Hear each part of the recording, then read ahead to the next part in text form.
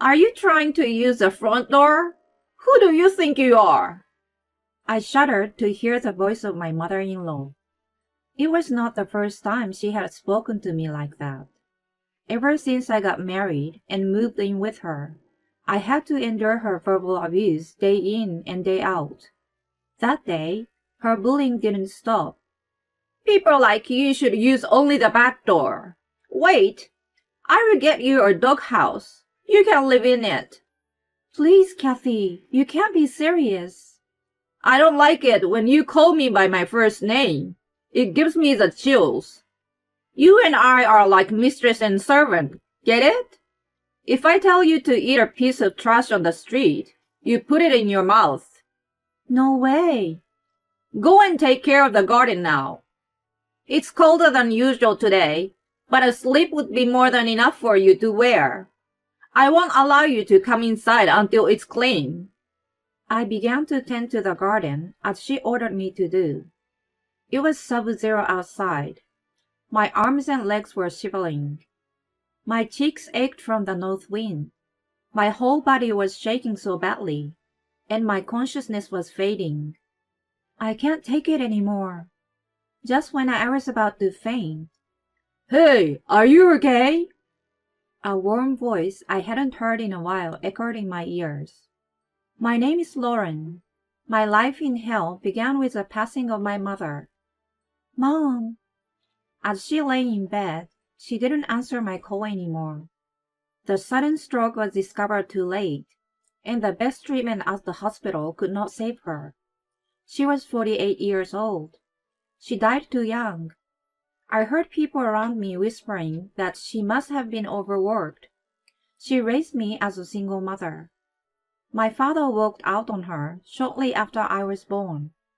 I never knew where he was or if he was even alive. My mother worked several jobs to give me the best education she could afford.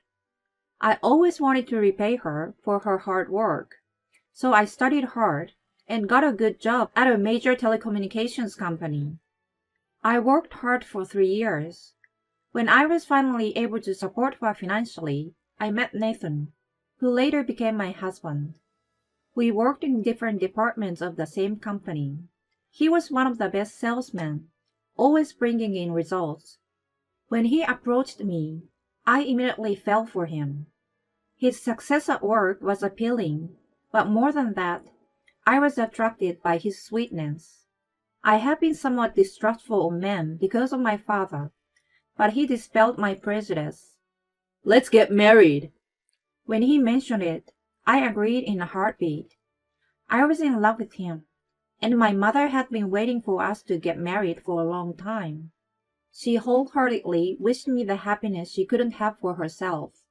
She always told me so. The process went very quickly, and within a month of the proposal, we were resigned as married. When we only had to wait for the wedding 2 months later, she suddenly passed away. I was devastated. She was my only family. My despair was deep, remembering how we had supported each other throughout our life. Of course, I canceled the wedding, and instead, I prepared for her funeral. I couldn't help but feel sorry for Nathan. He was very concerned about me and told me not to worry about it. Another person who saved me was my mother-in-law, Kathy. She had been attentive to us since before we were married. She had a gentle personality and was a flower arrangement teacher. She also lost her husband early in life and experienced raising Nathan as a single parent. My mother's passing wasn't just someone else's problem to her. When I was shedding tears in front of the coffin, she gently spoke to me. Don't cry, dear. Losing your mother is indeed terrible, but you're not alone. You have Nathan and me. But I ruined the wedding. That's just a formality. The important thing is that we are now a family. You can count on me. I can't replace your mother, but that doesn't change the way I feel about you. Thank you. Her kind words made me wail on her shoulder. Her gentle arms wrapped around me. I never imagined that the same person would later torment me. When the funeral was over, I was finally ready to move forward. Nathan and I moved in with Kathy after she enthusiastically invited us to live with her. Nathan thought that I would feel safer if we lived with someone else. When we got married, I quit my job. He was a frequent business traveler, so he felt better leaving me with her while he was away. I did not object either. I had made up my mind to devote myself to her to make up for the loss of my mother. However, my intentions were soon trampled upon. "Lauren, you don't even know how to make chicken soup?" She harshly criticized the meals I prepared. They were badly seasoned and looked messy. When I served her a greasy meal, she left the table without tasting a single bite. "Are you trying to kill me too, by serving me lousy food?" I was totally taken aback. It was unthinkable from the kindness she had shown me up to that point. She had always been sweet to me until we moved in with her. When I was depressed, she did her best to comfort me. Her attitude changed completely as soon as we started living together. She was a perfect example of a bully. She criticized me about everything from the way I cleaned the house and the way I greeted the neighbors, to even the smallest details of how I should act in our neighborhood. She didn't even stop there. Whenever I behaved in a way she didn't like, she punished me for it. "It's such a shame that you can't even clean the house properly. I'm so disappointed to have an incapable daughter-in-law." "I'm sorry." "Do you know why I asked you to move in with me? Because I wanted someone to take care of me. Someone to do the housework for me. Then I could work more freely. And yet—" "I'm doing my best on cooking, cleaning, laundry, and everything else. I'm trying to make sure that I don't interfere with your work." "I'm telling you that you're a total failure. What has your mother taught you? Or did she just hang around outside leaving you alone?" "My mother was not like that at all. She raised me by herself and never had time for herself." "How dare you talk back to me? I know that hardship better than anyone else. I will tell you what. Your mother was incompetent. Isn't that right? Because she raised a pathetic daughter like you." "How could you say that?" "You need to be re-educated. As punishment, skip dinner tonight. Of course you will cook for me. If you even try to taste it, I will throw you out of the house." She often tortured me in this way, calling it education. I was not allowed to eat. I was not allowed to take a shower. When I was not allowed to sleep for a night as punishment for not cleaning well enough, it was really hard for me. I spent the whole night in the dark kitchen, fighting off sleepiness. I was forced to write a letter of apology to her. I had to write, "I'm sorry for my incompetence," dozens of times. I couldn't contain my tears from dropping on the paper. Even so, I never thought to tell Nathan about the mistreatments. To begin with, he was away on business trips so often that he was not home for half the month. When he did come home, it was usually well past midnight. I knew that his job was very demanding and that he worked hard for us. I couldn't let him worry about unnecessary things. Besides, he trusted her with all his heart. I didn't know if he believed me if I told him. And so, the days of torture went on for months. "The trip is going to be a bit longer than usual." As Nathan was leaving, he said in a formal tone. He was entrusted with a big project, and the trip was going to decide his future promotion. "You'll be okay as always?" "Sure." "What's the matter? You look a little pale. You seem to have lost some weight too." "It's nothing. I just haven't been sleeping well." "It's getting colder these days. Take care of yourself. And take care of my mom too." "Have a safe trip." I saw him off with a forced smile. How could I confide in him about my trouble? He was in the most critical time of his career. I didn't want to bother him about me. Kathy's bullying became limitless without his presence. That day, she ordered me to do something outrageous. It was a chilly winter afternoon. even though the sun was shining. Clean up the garden today. It has been neglected all autumn. It's a complete mess up there. I don't know much about gardens. I don't know which plants should be kept and which ones to be cut away. I'd rather have a professional take care of it. Are you trying to make me spend money? You're just looking for an easy way out. If you don't know what to do, look it up on your phone. If you do anything wrong, I will punish you again. Understood. Her fierceness pushed me reluctantly to go down to the garden. It was a large space, and even in winter, it had varieties of plants. I pulled out what I thought were weeds and gathered dead leaves. I was wearing garden gloves, but my hands were numb from the cold. My breath was white, and I felt my ears freezing. I was at my limit after 2 hours. I appealed to Kathy, who was just waiting inside the warm house. Kathy, I'm freezing. I can't move my hands anymore. Can I do the rest tomorrow? The garden is too big. What a lazy girl you are. It's embarrassing to my guests if the garden is left messy. I really can't take it anymore. The soil is cold. The air is freezing. I'm going to get sick. Then keep doing that until you collapse. Until your limbs freeze. Oh, I just got a good idea. Take off your clothes. What? No. A girl like you has no right to wear clothes. Underwear will suffice. You will clean the garden almost naked. Don't forget to dig up the soil. You can't be serious. I'm really going to die. I'm freezing even now. You can see your mother again if you really die. After making me take off my clothes, she slammed all the windows in the house and carefully locked them. I could do anything but stand there in disbelief. Even for a bully, that was way out of the line. She had even mocked my mother's death. I felt more sadness than anger, but soon I was overwhelmed by the piercing cold. The icy wind blew mercilessly against my bare shoulders and legs. I felt nauseous and fell to the ground, but the soil was also cold. There was no way I could tend to the garden in this condition. I couldn't even go out to the street in just my underwear. I didn't want my neighbors to see me. I was more concerned about the appearance than the danger to myself. Kathy's relentless abuse had brainwashed me.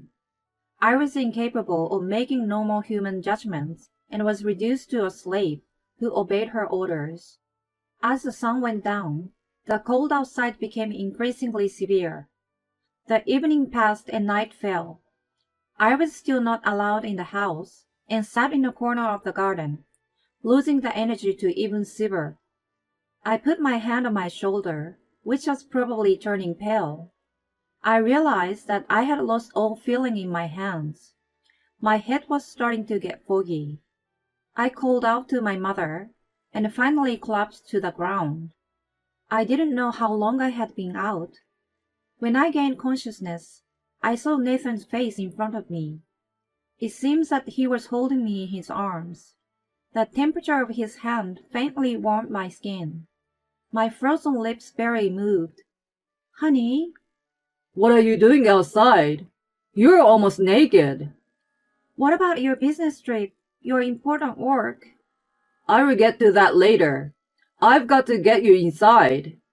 He picked me up and walked to the patio door. He was surprised to find it bolted from the inside. He checked the windows and was stunned that they were all locked too. I didn't have the energy to tell him what Kathy did. He went to bang on the front door 2 or 3 times, but no one came to open it. Then he picked up a stone and slammed it hard against the sliding window in the living room. The piercing sound of breaking glass echoed in the garden. He stuck his hand through the crack and unlocked it. Finally, I was inside the warmth of the house. What's going on? Kathy, who seems to have been taking a bath, came running. She was wearing a bathrobe over her naked body. Even so, she looked warmer than I was. When Nathan banged on the door, she couldn't hear him in the bathroom. She gasped at the sight of scattered glasses. Mom, what's going on? What do you mean? Lauren was on the verge of hyperthermia. She was naked in our backyard while you were warm and cozy in the bathtub. I just asked her to clean up the garden. I knew something was up. She was getting thinner by the day, and even this morning she looks exhausted. She often has dark circles under her eyes, like she's not sleeping. I notice these things every time I come back from my trip. I could only assume that something's happening at home. Is that why you came back early? I lied that it was a long trip and wanted to see what was going on. I went to work as usual and decided to leave on time today. Then I came back to my wife collapsed naked outside. You have been tormenting her. I could understand what he was saying, even in my foggy consciousness. He was trying to help me. He sensed something unusual in our daily life. To make sure, he faked a business trip and came back to check on us. Sure enough, he came upon the scene of me being tortured by Kathy. I was so careless. I didn't know you were bullying her. This is education. She's an incompetent wife. Who is talking? You're the one who can't do a damn thing. A flower arrangement or whatever. You've always been doing what you want. You rarely cooked for me since I was a child. I was forced to take care of myself. Well, that's... And now you became a bully. No, this is worse than that. You almost killed a person. You are exaggerating. First of all, it was her fault for being slow cleaning the garden. And shut up. I don't consider you as my mother for harming my wife. Get out of here immediately. I don't want to see you. Nathan! You should go outside in that gown. You will see for yourself how cold she was. He grabbed her arm and forced her outside. No! She screamed and rushed into the house, unable to stand the cold for even a second. Then she ran upstairs to her room. He stood there grimacing at her until she was out of sight. Honey, let's get you in the hot bath. As soon as she was gone, he immediately took me in his arms once again. I saw tears welling up in his eyes. I'm so sorry. I didn't realize the suffering you were going through until today. Oh, hon. We will leave this house tomorrow. We will stay in a hotel until we find a new place to live. I'm not going to see my mom ever again. She's your mother. You don't care about that? Who does? You're the most important person in my life. You were so concerned about me that you couldn't tell me what was going on. Well, I promise to protect you from now on, and we'll have a happy home together. Being held firmly by him, I felt a lump that was frozen inside of me finally melt away. I sobbed into his chest. When he helped me into the bath, I felt my heart warm up to the core. Then, as he declared, we moved out the next day. We left our belongings behind for the time being and stayed in a hotel while we looked for a new place. We found an apartment right away and were able to move in a week later. When we returned to pick up our belongings, Kathy pleaded with me. Hey, can we just forget the past and move on? I regret that I went a little too far. Forget? You mean forget about you leaving me outside naked? I apologize. That was suddenly too much. And about me taking a bath, kind of forgetting about you. That wasn't the only time you mistreated me. I'm not going to forget about you making me starve or making me write an apology letter. The window is still broken. I haven't had a proper meal without you. The house is a mess, so I can't even invite my students. I don't care, and I got nothing to do with it.